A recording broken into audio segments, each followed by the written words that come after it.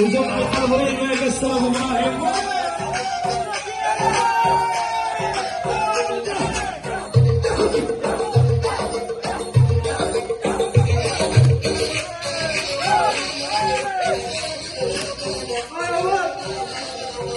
كفنيتي خطع بالقلب زراعي وراسك يديمه جشع الجراحية